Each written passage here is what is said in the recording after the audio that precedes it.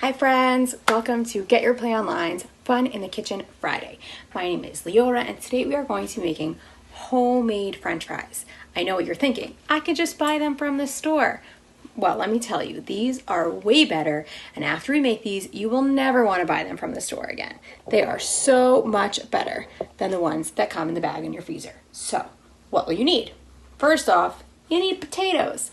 However many french fries you want, that's how many you're gonna make. Now, one potato usually makes enough french fries for 1 to 2 people. So I'm only gonna be making 1 potato today, but you can do however many you want. So if you have 2 people, I would say make either 1 large potato or 2 smaller potatoes. That's sort of how you go. So 1 small potato is about for 1 person, 1 large one, about 2 people. We are also going to need any kind of oil. You can use canola, vegetable, olive oil, or avocado oil. I'm going to be using avocado oil. You are going to need salt, pepper, onion powder and garlic powder, and parsley. You will also need some kitchen utensils. You will need a teaspoon and a tablespoon, and your fingers at one point. You will need a safe knife to use. Potatoes are a little bit hard to cut, so it might not really work with a plastic knife, and so I would suggest you have your parents help you with the cutting part, or at least have their permission to use it. For our older kiddos, assuming you can have permission to use it, you are going to need a bowl. You are going to need a cutting board. You will need parchment paper and a real baking sheet. I find it easiest to use a real baking sheet, but if you don't have one, you can use a regular foil pan. It doesn't even have to be a cookie sheet.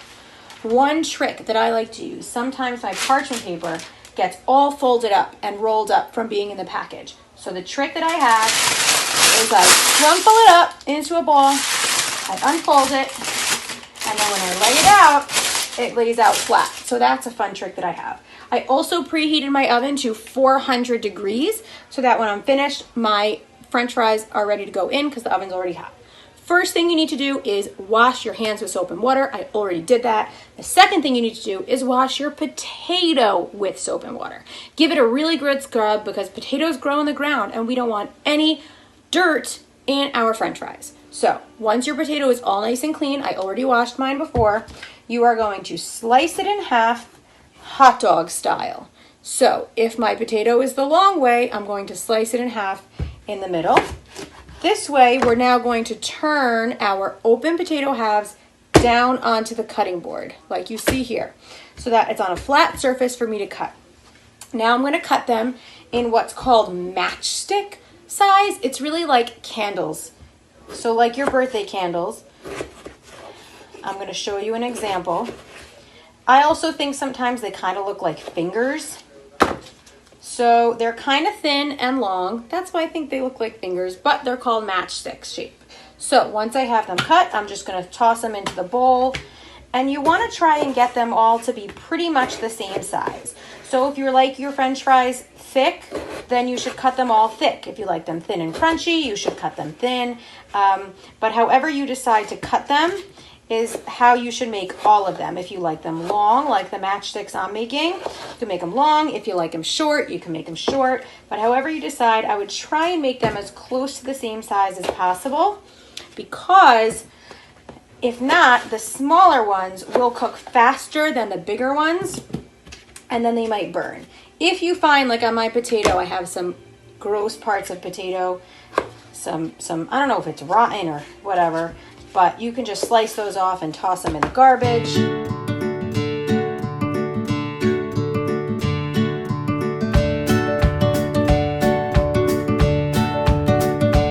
Ready to get dirty. The first thing we're going to do is we are going to pour 1 tablespoon of our oil all over our potatoes. So you don't want to just dump the oil in. You want to move your tablespoon around as you pour it so that it really gets everywhere. I'm going to put my tablespoon on the side, and now I'm going to mix and coat my potatoes with my oil. So you want to make sure it gets all over before we add the spices, because otherwise the loose oil will clump up the spices. So like we said, for 1 large potato, we are using 1 tablespoon of oil. Now I'm just going to wipe my hands off from the oil. I'm not going to wash it because I'm going to get it dirty again. You can use a spoon for this, but I find that the potatoes get better coated when I use my hand. All right, first things first, the salt. We are going to be putting in 1 teaspoon of salt. And again, I'm going to sprinkle it all the way around. I actually noticed it needs a little bit less because this was a smaller potato. So it was a little bit less than a teaspoon. That's because we don't like our potatoes so salty. So if you notice it gets to be a lot, you can always skip that. Next up, we're going to be putting in a pinch of pepper. So I'm going to take my 2 fingers, I'm going to stick it in the pepper, get a pinch, and sprinkle that around. Next, we're going to be putting in, I'd say it's going to be a little bit less than a teaspoon of our onion powder and garlic powder, but that's because, like I said, my potato, I noticed, is a little bit smaller than I thought. So I did a little bit less than a teaspoon for my garlic powder, probably like half a teaspoon, I'd say. We're going to close that garlic powder. And now my onion powder, same thing, pouring in. It's probably best to pour it over the sink. This way, if I make a mess, I make a mess in the sink and not over my potatoes, because then I would have very oniony potatoes. Okay. So last up is my parsley, and I'm going to put in a heaping teaspoon. I would usually put in a tablespoon, but I don't want to overdo it. So I put that in, and now I'm going to go back in with my hands and mix it all up. Once I'm done and all of my potatoes are nicely coated, I'm going to line them on my cookie sheet and make sure that none of them are touching the other, because this way they'll get cooked the most evenly and the fastest. So I'm going to line them up and make sure that they all have their own space on the cookie sheet. And I'm trying to keep one hand clean and one hand dirty, just in case I need to move the bowl around or something. It's a nice trick I use for the kitchen. And I'm going to put these in the oven, like I said, on 400 degrees until they're nice and golden brown. However crispy you like them, if you like them more crispy, then you're going to let them get even more brown in the oven. And if you like them less crispy, you'll get them less brown in the oven.